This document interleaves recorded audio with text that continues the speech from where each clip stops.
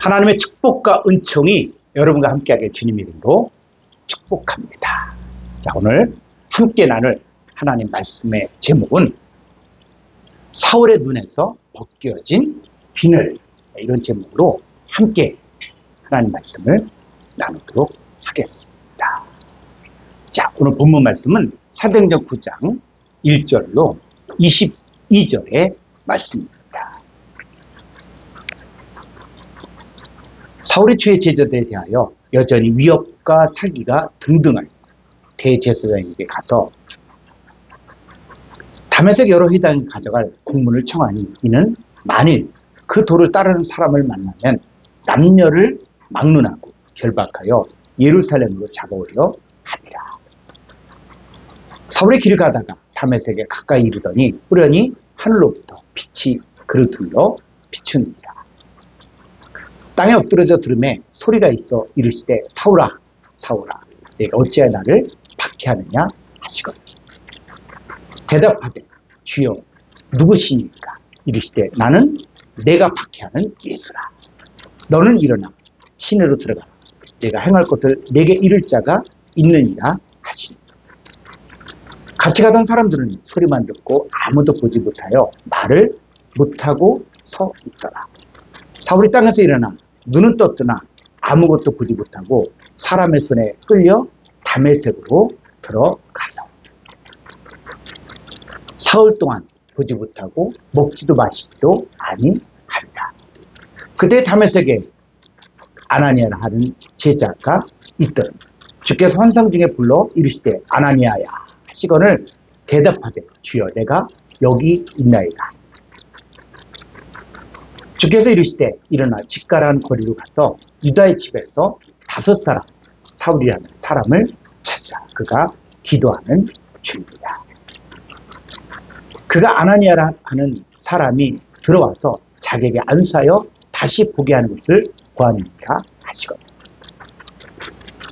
아나니아가 대답하되 주여 이 사람에 대하여 내가 여러 사람에게 듣사온즉 그가 예루살렘에서 주의 성도에게 적지 않은 해를 끼쳤다 하더니 여기서도 주의 이름을 부르는 모든 사람을 결박할 권한을 대제사장들에게서 받았나이다 하거늘. 주께서 이르시되 가라. 이 사람은 내 이름을 이방인과 임금들과 이스라엘 자손들에게 전하기 위하여 택한 나의 그릇이라. 그가 내 이름을 위하여 얼마나 고난을 받아야 할 것을 내가 그에게 보이리라 하시니. 아나니아가 떠나 그 집에 들어가서 그에게 안수하여 이르되 형제 사울아 주고 내가 오는 길에서 나타나셨던 예수께서 나를 보내어 너로 다시 보게 하시고 성령으로 충만하게 하신다 하니. 즉시 사울의 눈에서 비늘 같은 것이 벗어져 다시 보게 되지라. 일어나 침례를 받고 음식을 먹으며 강건하여지니라. 사울이 다메섹에 있는 제자들과 함께 며칠 있을새 즉시로 각 회당에서 예수가 하나님의 아들이심을 전파하니.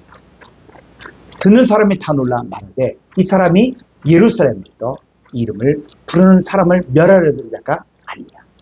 여기 온 것도 그들을 결박하여 대제사장들에게 끌어가고자 함이 아니냐 하더라. 사울은 힘을 더 얻어 예수를 그리스도라 증언하여 다메섹에 사는 유대인들을 당혹하게 합니다. 아멘. 오늘 이 본문의 내용은 사울의 인생을 바꿨을 뿐만 아니라 기독교가 어떤 종교일까를 분명하게 드러내주는 장면입니다. 사울은 바리새파 지도자로서 당시 최고의 율법학자인 가말리엘의 제자로서 율법에 청통한 유대인입니다. 사울의 입장에서 메시아인 예수가 왔다는 말은 유대교의 교리에 비추어 잘못된 가르침이었습니다. 이스라엘 백성은 1500년 동안 하나님의 성전에 하나님이 계신다고 믿었고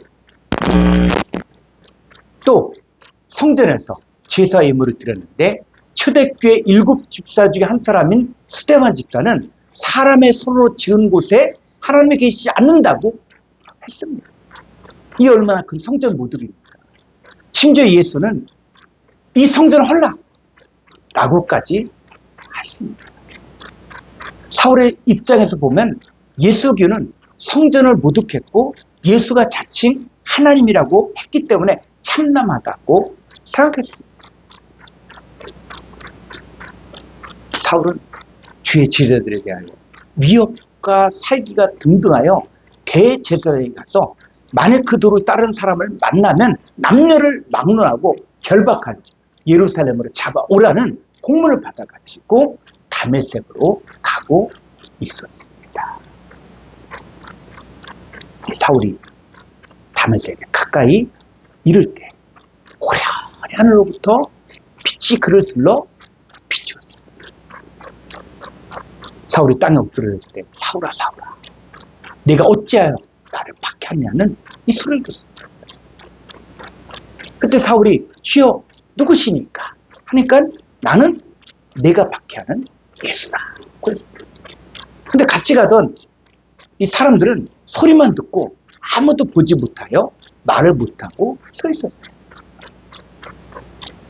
그 사울이 땅에서 일어나 눈은 떴으나 아무것도 보지 못하고 사람의 손에 끌려 다메섹으로 들어가서 사흘 동안 보지도 못하고 먹지도 마시지도 않았습니다.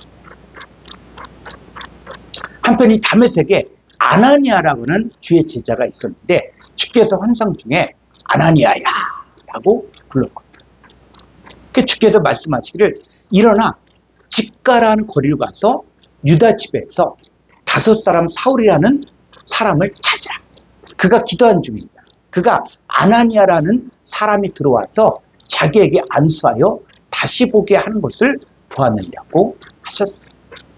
근데 아나니아가 주여, 아니 이 사람에 대하여 내가 여러 사람에게 들었는데 그가 예루살렘에서 주의 성도에게 적지 않은 해를 끼쳤다 하더니 여기서도 주의 이름을 부르는 모든 사람을 결박할 권한을 대제사장들에게 받았나이다. 이렇게 얘기했어요. 그러니까 주께서 가라. 이 사람은 내 이름을 이방인과 임금들과 이스라엘 자손들에게 전하기 위해 택한 나의 그릇이다. 그가 내 이름을 위하여 얼마나 많은 고난을 받아야 할 것을 내가 그에게 보이려고 했습니다. 그래서 이 아나니아가 그 환상 중에 들은 말을 순종합니다. 이제 그 집에 들어가고 사울에게 안습니다. 그러면서 형제 사울아, 주 곧 내가 오는 길에서 나타나셨던 예수께서 나를 보내어 너로 다시 보게 하시고 성령으로 충만하게 하신다. 이렇게 하니까 즉시 사울의 눈에서 비늘 같은 것이 벗어져 다시 보게 되었습니다. 자, 그러면 이 사울의 눈에서 비늘이 벗겨졌다는 것이 어떤 의미일까? 왜 사울은 예수 믿는 자를 핍박하는 자리에서 예수가 하나님의 아들이고 그리스도 메시아라 전하게 되었을까? 도대체 사울에게 어떤 일이 일어난 것일까요? 첫 번째, 사울의 신앙의 변화입니다. 유대교는 메시아가 오실 것을 기다리고 있습니다. 지금도 유대인들은 아직 메시아가 오지 않았다고 해요. 이들은 오실 메시아를 기다리고 있습니다. 그런데 예수님은 자신이 메시아라고 했고 제자들은 예수님을 향해서 주는 그리스도시요 살아계신 하나님의 아들이라고 고백했습니다. 그래서 그리스도란 말이 이게 헬라어거든요. 크리스토스. 그런데 이 크리스토스의 히브리어가 바로 뭐냐? 메시아. 그러니까 예수님이 그리스도란 말은 예수님이 메시아라는 말입니다. 그러니까 우리는 예수님 메시아로 믿고 있거든요. 그리고 예수 그리스도께서 우리 안에 와 계신 거예요. 지금 이미 오신 메시아를 우리는 믿고 있습니다. 근데 유대교는 율법과 계명을 지키고 5대 제사와 7대 절기를 지킴으로 구원을 받는다고 믿고 있었어요. 그렇게 가르쳤어요. 자, 그런데 히브리서 7장 11절로 12절을 보겠습니다. 레위 계통의 제사 직분으로 말미암아 온전함을 얻을 수 있었으면 백성이 그 아래서 율법을 받았으니 어찌하여 아론의 반차를 따르지 않고 멜기세덱의 반차를 따르는 다른 한 제사장을 세울 필요가 있느냐. 여러분 성경은 어떻게 얘기해요? 필요가 있느냐.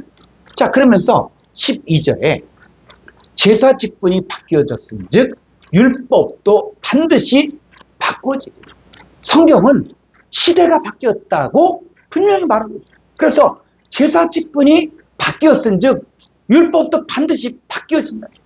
그러니까 왜냐하면 레위 계통의 제사 직분을 통해서는 온전함을 얻을 수 없었기 때문에. 그러니까 율법 아래 행한 모든 일들은 바로 좋은 일의 그림자요 참명상이 아니었습니다. 예수님은 멜기세덱 반차를 따른 한 제사장으로서 새 언약의 중보자요 새 언약을 세우신 분이십니다. 그래서 누가복음 22장 20절을 보면은 예수님께서 십자가 달리시기 전날 밤 제자들과 함께 성찬식을 하면서 이 잔은 내 피로 세우는 새 언약입니다. 그 너희를 위하여 붓는 것이라는 이 선언을 통해 예수님은 새 언약을 세우셨습니다. 그러니까 첫 언약은 율법과 계명을 지키면 살고 어기면 죽지만 문제는 뭐냐면 사람은 율법을 지킬 수 없기 때문에 율법의 행위로 온전함을 얻을 수 없었습니다. 이 첫 언약에서 드리는 이 짐승의 피제사는 잠시 죄를 덮을 뿐 능히 죄를 없이 하지 못했습니다. 죄를 해결하지 못했기 때문에 매일 제사를 드려야 됐고 또 매년 속죄일을 지켜야 했습니다. 이 첫 언약에서 제사 예물을 아무리 많이 드린다고 할지라도 죄 문제가 근본적으로 해결이 되지 않았다는 것입니다. 사울이 예수님을 믿었다는 것은 단순히 유대교에서 기독교로 옮겨온 정도의 변화가 아닙니다. 서로 율법 아래 있는 첫 언약의 신앙에서 빠져나와 그리스도의 피로 세워진 새 언약 안으로 들어온 것입니다. 서로 이전까지 율법을 지키고 조상들의 전통을 따르는 것이 하나님을 섬기는 것이라고 믿었어요. 그래서 예수 믿는 사람들은 이단으로 생각해 예수 믿는 자들을 잡아 가두고 교회를 박해한 것입니다. 그러나 다메섹 도상에서 부활하신 예수님을 만난 후에 사울의 눈에서 비늘이 벗겨지니까 그의 신앙의 눈이 열려진 거예요.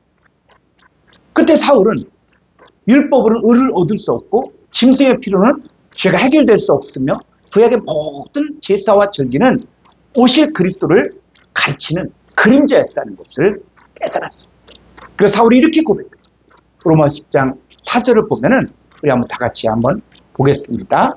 그리스도는 모든 믿는 자에게 의를 이루기 위하여 율법의 받침이 되십니다.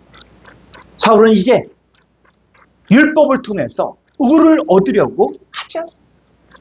오직 예수 그리스도를 믿는 믿음으로 의를 얻는 이 새 언약의 복음에 참입니다.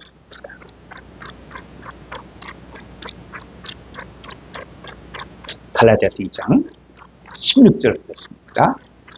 사람이 의롭게 되는 것은 율법의 행위로 말미암음이 아니요 오직 예수 그리스도를 믿음으로 말미암은 줄 알므로 우리도 그리스도 예수를 믿나니 이는 우리가 율법의 행위로서가 아니고 그리스도를 믿음으로써 의롭다함을 얻으려 합니다. 율법의 행위로서는 의롭다함을 얻을 육체가 없는 일. 여러분 율법의 행위를 통해서는 의롭다함을 얻을 육체가 하나도 없고 오직 그리스도를 믿음으로써 의롭게 된 것을 깨달았기에 이것이 바로 사울이 기독교인이 된 이유입니다.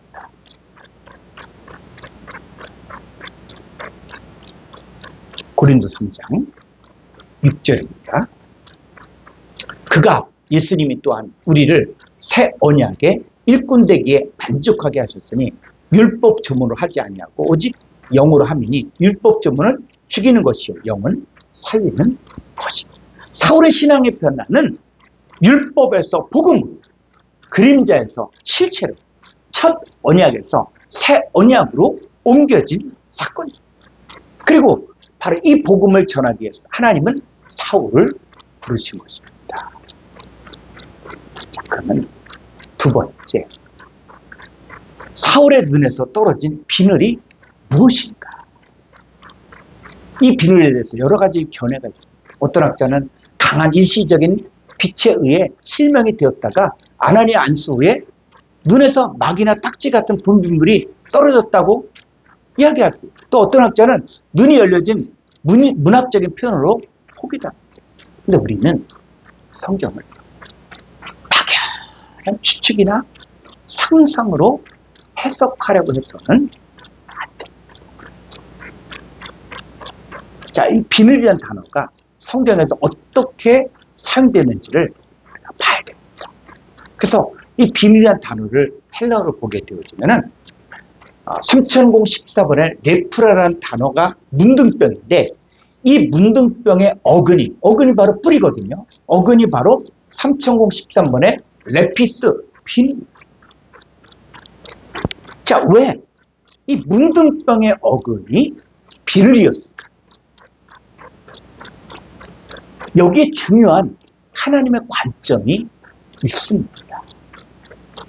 자, 원래 이 문둥병자는 공동체로부터 격리되고 하나님의 성전에 들어갈 수 없었고 하나님 앞에 부정한 상태였습니다. 근데 사울은 대제사장에서 기독교인들을 박해할 수 있는 공문을 받아가지고 살기가 등등하여 여러 사람들과 함께 기독교인들을 잡아 가두고 핍박한 일을 했습니다. 자, 그렇다면 사울이 육체적인 문둥병자는 아니었습니다. 근데 이 사울이 다메섹 도상에서 어떻게 변화되었는지를 보면 사울의 눈에서 비늘이 떨어졌다고 한 이유를 알 수 있습니다. 사울은 율법에 열심히 배우고 하나님을 섬긴다고 생각했지만 예수를 그리스도로 알지 못했고 또 교회를 핍박했습니다. 겉으로 하나님을 위한 열심이 있었지만 실제로는 그리스도를 보지 못하는 영적 눈먼 상태에 있었습니다. 예수 믿는 자들이 예수님과 한 몸이고 예수님 믿는 사람들을 박해하는 것이 예수님의 지체를 박해한다는 사실을 알지 못하는 문둥병자와 같았습니다. 그런데 사울의 눈에서 비늘이 떨어지니까 이 사건 이후에 사울은 완전히 다른 사람이 됩니다. 그를 핍박하는 사람에서 예수가 오신 메시아요 하나님의 아들이심을 전하는 사람으로 변화됐습니다. 그 사울은 예수님을 전하는 제자들과 함께 며칠 있으면서 기독교의 복음이 무엇인지 정확히 알게 됐습니다. 그리고 즉시로 각 회당에서 예수가 하나님의 아들이요 메시아이심을 전파했습니다. 따라서 이 사울의 변화는 단순한 시력 회복이 아니라 율법 중심 신앙에서 그리스도 중심 신앙, 또 첫 언약의 체계에서 새 언약의 복음, 박해자에서 복음의 증인으로 옮겨진 사건입니다.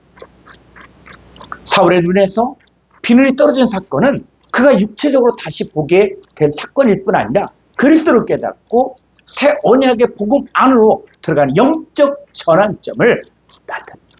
이 사건을 통해 사울은 더 이상 율법 아래 있는 사람이 아니라 은혜 안에 있는 사람으로 그리스도를 증거하는 새 언약의 일꾼으로 변화되었습니다. 세 번째, 나에게 비늘은 없다. 예수님의 사역을 보면은 맹인이 보며 못 걷는 사람이 걸으며 나병 환자가 깨끗함을 받으며 못 듣는 자가 들으며 죽은 자가 살아나며 가난한 자에게 복음이 전파되는 것입니다. 자, 그러면 맹인이 본다는 말이 진짜 안 못 보는 사람을 고쳐서 보게 하는 것입니까? 근데 성경은 비유라고. 나병 환자가 깨끗함을 받는다는 말이 육신적인 문둥병자가 고침받는 차원을 말하는 것이 아니라는 거예요. 설사 문둥병자 고침받았다고 할지라도, 또 안 못 보는 사람이 고침받았다고 할지라도, 귀머거리가 고침을 받았다고 할지라도 하나님 믿지 않고 하나님의 비밀을 모르면 살았다는 실상은 죽은 자들이에요. 자, 예수님의 사역은 뭐냐면 하나님 나라를 보지 못하는 소경, 하나님 말씀을 깨닫지 못하고 듣지 못하는 귀머거리, 하나님의 나라에 들어가지 못하는 안진뱅이를 고쳐서 하나님 나라에 들어가게 하는 것입니다. 예수님 이거 성취하기 위해서 하나님 나라가 무엇인지, 하나님 아버지의 뜻이 무엇인지, 율법의 참된 의미가 무엇인지를 가르쳐 주셨고, 천국 복음을 전파하셨고, 모든 병과 모든 약한 것을 고쳐 주셨습니다. 그러니까 예수님 사역의 핵심은 하나님 나라를 임하게 하여 예전에 다스리고 종으로 됐던 마귀 사탄을 쫓아내고 하나님의 임재하심과 다스리심과 함께 하심을 통하여 하나님의 나라를 그 사람 안에 이루어지게 하는 것입니다. 예수님께서 이 천국 복음을 전파하시면서 귀인 잔 들어가셨고, 깨닫는 마음과 보는 눈과 들을 길을 열어달라고 기도하라고 했습니다. 만약 나도 지금 하나님 나라를 보지 못하면 소견, 하나님의 말씀을 들을 수 있는 귀가 없다면 기먹어요. 하나님 나라 들어가지 못하면 안진다. 예수님의 제자들도 처음에는 예수님이 하나님의 아들인지를 알아보지 못하는 소경이요, 하나님 말씀을 깨닫지 못하는 기머거리요, 문둥병자요, 가라앉은 거예요. 자, 고린도서 5장 16절을 그러므로 우리가 이제부터는 어떤 사람도 육신을 따라 알지 아니하노라. 비록 우리가 그리스도도 육신을 따라 알았으나 이제부터는 그같이 알지 아니하. 그럼 제자들도 처음에는 예수 그리스도를 육신으로 알아요. 예수님 갈릴리 나사렛 사람, 그의 아버지 요셉이고 어머니 마리아, 그 형제들이 있잖아. 예수 형제들이 있잖아. 그런데 제자들의 눈이 열려지니까 주는 그리스도시요, 메시아시요, 살아계신 하나님의 아들이라는 것을 깨달았다. 그래서 사도 바울은 이제부터는 어떤 사람도 육신을 따라 알지 아니하리라고 고백을 했습니다. 그러니까 우리 사람을 볼 때 외모를 봐서는 안 되고 그 사람의 본질을 봐야 된다는 거예요. 그러면 예수 믿는 사람들의 본질이 뭐예요? 고린도서 5장 17절입니다. 그런즉 누구든지 그리스도 안에 있으면 새로운 피조물이라 이전 것을 지나갔으니 보라 새 것이 되었다. 만약에 예수 믿는 형제, 자매들이 그리스도 예수 안에 있는 새로운 피조물이라는 것이 보이지 않으면 소견이에요. 이 복음을 깨닫지 못하고 듣지 못하면 귀머거리예요.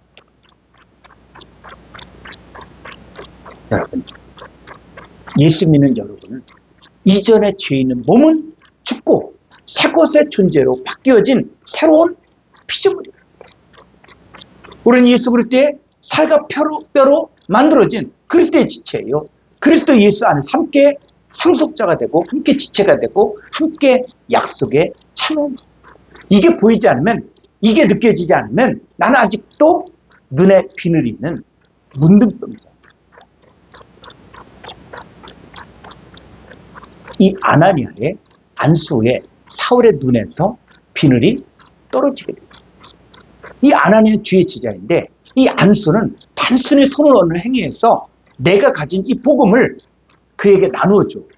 그도 나와 같은 새로운 피조물을 새 것의 존재가 되게 하는 것입니다.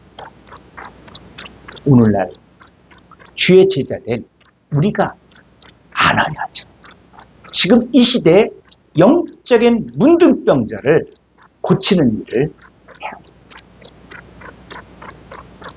이 하나님의 안수를 통해 사울의 눈에서 비늘이 떨어진 것처럼 여러분도 주의 종의 말씀을 듣는 가운데 비늘이 떨어져 하나님의 세계를 보는 여러분이 되길 주의 이름으로 축원합니다.